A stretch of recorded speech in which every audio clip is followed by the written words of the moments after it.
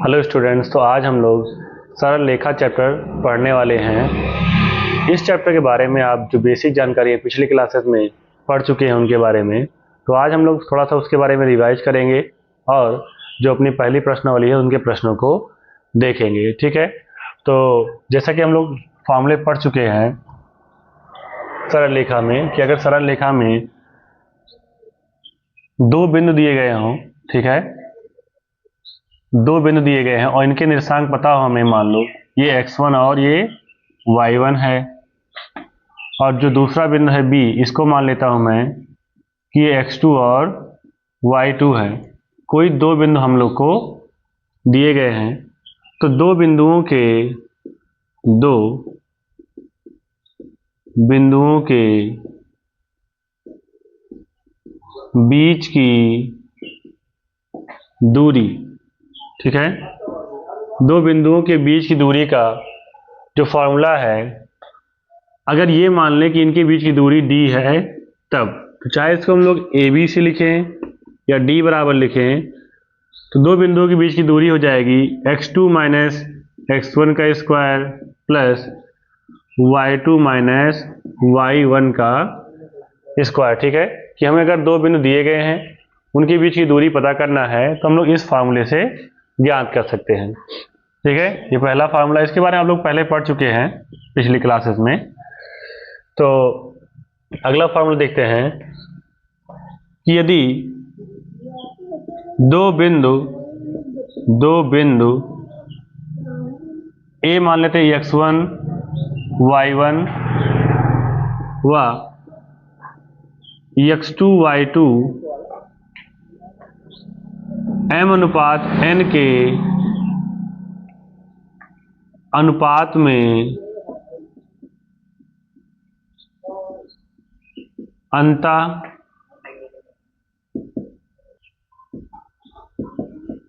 विभाजित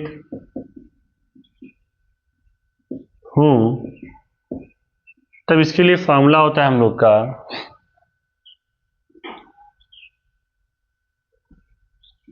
m1 x2 plus m2 x1 upon m1 plus m2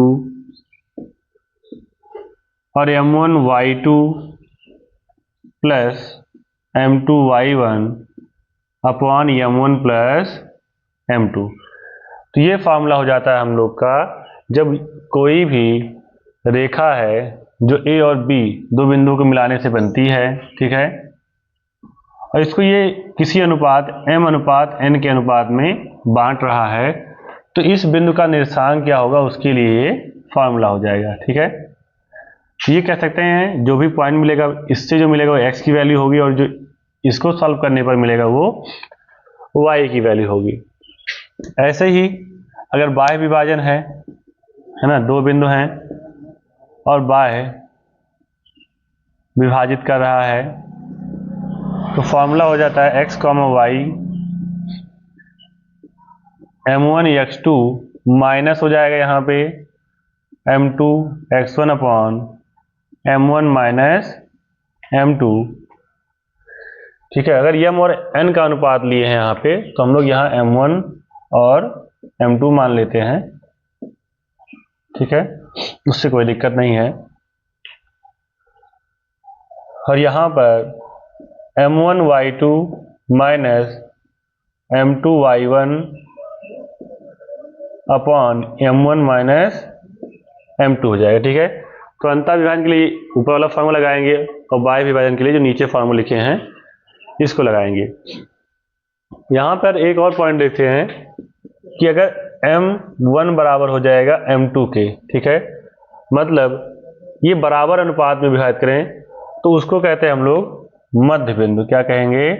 मध्य बिंदु।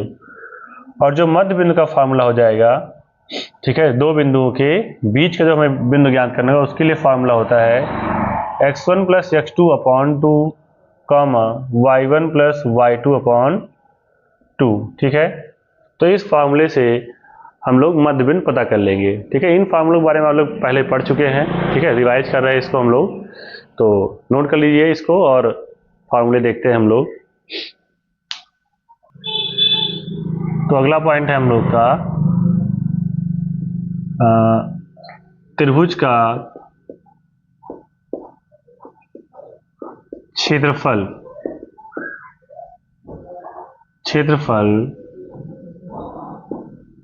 ज्ञात करना। ठीक है, कि त्रिभुज क्षेत्रफल कैसे ज्ञात करेंगे? यदि हमें उसके शीर्षों के निर्देशांक दिए गए हों, यदि उसके शीर्ष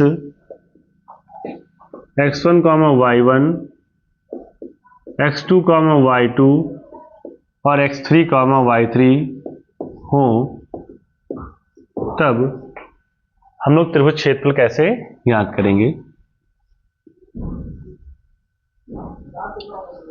जैसे A B C, x1 y1, x2 y2, x3 y3। ठीक है, ये हमें इसके शीर्ष दिए गए हैं और इस त्रिभुज का क्षेत्रफल ज्ञात करना है। तो जैसे मान लेते हैं कि जो एरिया ऑफ ट्रायंगल ABC होगा हो जाएगा 1/2 x1 y2 minus y3 plus x2 y3 minus y1 plus x3 y1 minus y2। ठीक है, इस फार्मूले पर हम लोग सारा मान रख के त्रिभुज क्षेत्रफल ज्ञात कर सकते हैं। इसको याद रखने की बड़ी सिंपल ट्रिक है। यहाँ पे याद रखना है कि हम लोग ब्रैकेट के बाहर रखेंगे x1, x2 और x3। देखो 1 लिखा है मैंने यहाँ पे, तो यहाँ पे 2 आया है और 3। 1 के बाद क्या आता है? 2 और 3। तो 1 लिखे, फिर 2 3, फिर मैंने यहाँ पे 2 लिखा, 1 लिख चुके हैं, तो फिर 2 के बाद क्या आएगा? 3 आएगा और 3 पे ये समाप्त हो जाएगा। तो फिर से कहाँ से स्टार्ट करेंगे? 1 से, तो जाएगा 3 और 1। तो यहाँ 3 लिखे, 3 के बाद 1 और 2 आ जाएगा। तो ब्रैकेट के अंदर रखना है y और बाहर रखना है x, तो क्रम हमेशा यही रखना है। तो बहुत आसानी से फार्मूला आप लोग को याद रहेगा। ठीक है, एक और इसमें पॉइंट निकल के आता है कि अगर हमें मान लो ये तीन बिंदु दिए गए हों और कहा हो कि ये संरेखीय है कि नहीं। संरेखीय मतलब एक ही रेखा पर है या फिर नहीं है, तो उसके लिए A, B, C इस तरीके से मान लो 3 बिंदु हमें दिए गए हैं। तो अगर एक ही रेखा पर होंगे तो इनका क्षेत्रफल क्या आ जाएगा? 0। जैसे यहाँ पे अगर एक ही रेखा में नहीं होते हैं तो त्रिभुज बनता है। अगर ये एक ही रेखा में हो जाएंगे तो ऐसा एक 3 बिंदु का समुच्चय हो जाएगा जो एक ही रेखा में है, तो उनका क्षेत्रफल हो जाएगा 0, क्योंकि एक रेखा का कोई क्षेत्रफल नहीं होता है। तो उसके लिए क्या हो जाएगा? इसे कहते हैं हम लोग संरेख होने का प्रतिबंध। संरेख होने का प्रतिबंध। उसके लिए जो क्षेत्रफल होगा 0 के बराबर हो जाएगा, मतलब x1 y2 minus y3 plus x2 y3 minus y1 plus x3 y1 minus y2 बराबर लिख लेंगे 0। तो 3 बिंदुओं के संरेख होने का प्रतिबंध हो जाएगा। ठीक है, और भी तरीके हैं संरेख होने के सिद्ध करने के लिए। दूरी के फार्मूले से भी हम लोग कर सकते हैं। जैसे यहाँ पे अगर दूरी के फार्मूले से हमें सिद्ध करना हो कि ये 3 बिंदु एक ही रेखा में है, तो उसके लिए हमें ये दिखाना पड़ेगा कि जो AC की दूरी है वो बराबर है AB प्लस BC के। ठीक है, और ये चीज़ दिखा देते हैं तब भी संरेख हो जाएगा। नोट कर लीजिए, इसको भी अगला फार्मूला देखते हैं। अगला टॉपिक हम लोग का दो रेखाओं के समांतर होने का प्रतिबंध। दो रेखाएं समांतर होंगी, तो दो रेखाएं समांतर तब कहलाएंगी। जैसे मान लो x अक्ष है, y अक्ष है, और दो रेखाएं एक L है या L1 मान लेते हैं, इसको L2। ये बना रहा है यहाँ पे θ1 और ये बना रहा है θ2। तो ये दोनों रेखाएं समांतर हैं।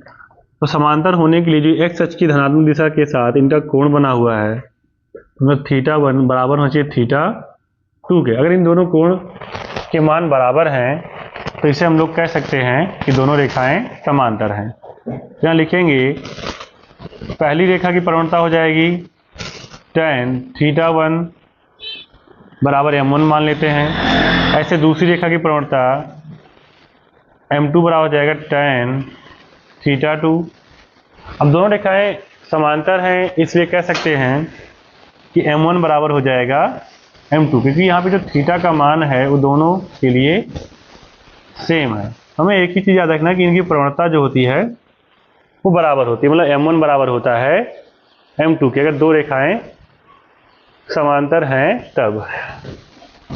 अगला पॉइंट है दो रेखाओं के लंब होने का प्रतिबंध। ठीक है, ये x अक्ष है और ये y अक्ष है।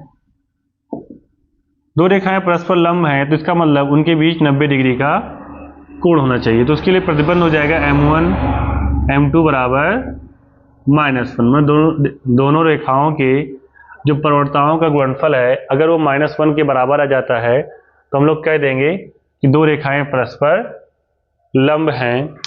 अब जो है हम लोग देख लेते हैं दो रेखाओं के बीच का कोण क्या होगा। ठीक है, दो रेखाओं के बीच का कोण देखते हैं। दो रेखाओं के बीच कोण, अब दो रेखाएं हैं, एक θ1 पे काट रही है और एक θ2 पे काट रही है। इनके बीच क्या कोण होगा, अगर ये हमें पता करना हो तो इसके लिए फॉर्मूला होता है tan θ बराबर m2 minus m1 upon 1 plus m1 m2। ठीक है, ये फार्मूला लगा के हम लोग आसानी से पता कर सकते हैं कि दो रेखाओं के बीच का कोण क्या होगा। तो इसको नोट कर लीजिए और हम लोग अब जो है उदाहरण देखते हैं इसके। तो पहला उदाहरण दिया गया है, उन रेखाओं के ढाल ज्ञात कीजिए जो 3, -2, -1, 4 बिंदुओं से होकर जाती है। तो यहाँ पर पहला हल देखते हैं हम लोग। दिया गया 3, -2 और -1, 4, ये जाएगा x1 y1 x2 y2। तो पता करना है हमें इसका ढाल, तो इसे दर्शाएंगे m से। फार्मूला होता है y2 minus y1 upon x2 minus x1। तो 4 माइनस y1 का मान है -2, तो ये हो जाएगा +2, -1 -3, तो 4 2 6 और 3 1 4 हो जाएगा। काट देंगे, 2 ताई 6, 2 दूना 4, तो हो जाएगा 3/2।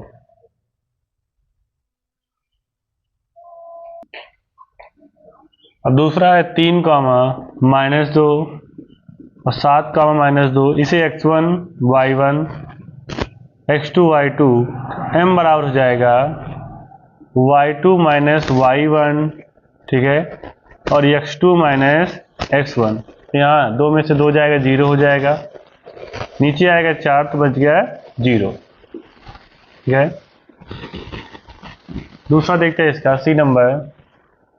इसमें भी दिया गया 3, -2 और 3, 4, 3, 4 x1 y1 x2 y2। तो m बराबर हो जाएगा y2 minus y1 x2 minus x1, और यहाँ आ जाएगा 6/0, 6/0। इसका मान हो जाएगा अनंत। ठीक है, जब कभी नीचे मिल जाता है हमें 0 तो उसकी वैल्यू इनफाइनाइट हो जाएगी। डी नंबर देखते हैं, कहा गया धन x अक्ष से 60 अंश का कोण बनाता है। तो प्रवणता हो जाएगी m बराबर tan थीटा, और ये है 60 अंश। ठीक है, थीटा का मान दिया गया है 60 अंश और इसका मान होता है √3। ठीक है, tan 60 अंश का मान होता है √3। नोट कर लीजिए और दूसरा उदाहरण देखते हैं।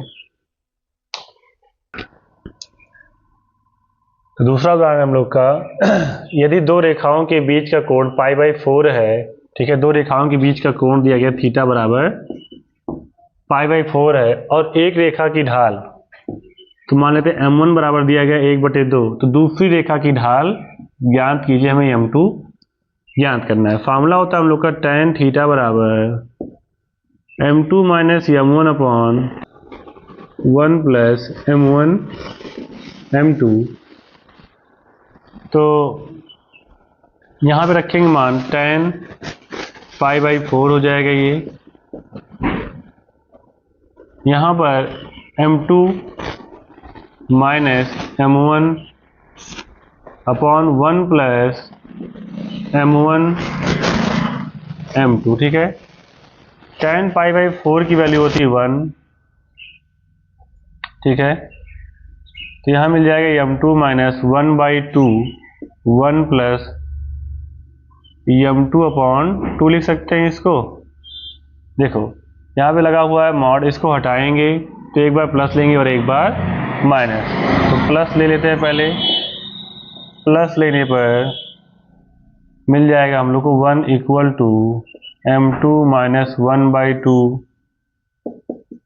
1 प्लस m2 अपॉन 2। ये हो जाएगा इसका, इधर गुणा कराएंगे तो 1 प्लस m2 अपॉन 2 बराबर m2 माइनस 1/2। इसको इधर भेज देते हैं तो 1 प्लस 1/m2 हो गया और ये m2 माइनस m2 अपॉन 2, ये हो जाएगा 3/2, 2 और 1 3 हो जाएगा। यहाँ पर भी 2 में से 1 जाएगा तो आएगा m2/2, तो 2 से 2 कट जाएगा, m2 बराबर मिल जाएगा 3। प्लस लेने पर ढाल हमें मिल गया 3, माइनस लेते हैं, माइनस लेने पर यहाँ पे लिख लेते हैं हम लोग -1 m2 minus 1/2 1 plus m2 upon 2। इसको इधर भेजेंगे -1 माइनस m2 अपॉन 2 और यहाँ m2 माइनस 1/2। इसको इधर लाएंगे तो माइनस का 1 माइनस का है उधर, इधर आएगा प्लस का हो जाएगा और ये m2 प्लस m2 अपॉन 2। इसको जोड़ेंगे -2 प्लस 1 अपॉन 2 और ये 2 और 1 3 m2/2, 2 से 2 कट जाएगा, यहाँ बचेगा -1 और ये 3m2, तो m2 बराबर आ जाएगा माइनस का 1/3, ठीक। तो इसकी प्रवणता हो जाएगी 3 या फिर -1/3। नोट कर लीजिए और अगला उदाहरण देखते हैं हम लोग।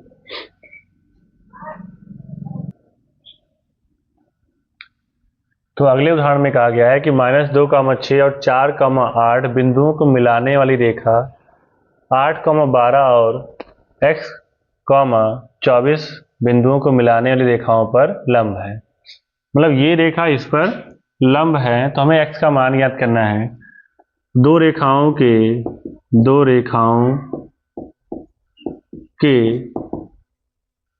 लंब होने का प्रतिबंध होता है m1 m2 बराबर -1। तो मतलब इन दोनों रेखाओं की हमें प्रवणता ज्ञात करनी होगी। तो -2,6 और 4,8 की प्रवणता, इसे मानेंगे x1 y1 x2 y2। प्रवणता होती है y2 minus y1 upon x2 minus x1, तो हो जाएगा +2। 2/6 आ जाएगा 1/3 और दिया गया 8,12 और x, 24 की प्रवणता हो जाएगी m2 बराबर x1 y1 है x2 y2, तो y2 minus y1 upon x2 minus x1, ठीक है। घटाएंगे यहाँ 12/x माइनस 8 आ जाएगा। इन दोनों का गुणनफल 1/3 इंटू 12 अपॉन x माइनस 8 हो जाएगा -1, 3 चौक 12, तो x माइनस 8, यहाँ माइनस लग जाएगा, बराबर 4, तो -x प्लस 8 बराबर 4। इसको उधर भेज देंगे तो x बराबर मिल जाएगा 8 माइनस 4, x बराबर आ जाएगा 4। ठीक है, तो इस तरह से x का मान हम लोग को प्राप्त हो गया। नोट कर लीजिए, और इसकी जो प्रश्नावली होगी उसके प्रश्नों को हम लोग देखते हैं अगले वीडियो में।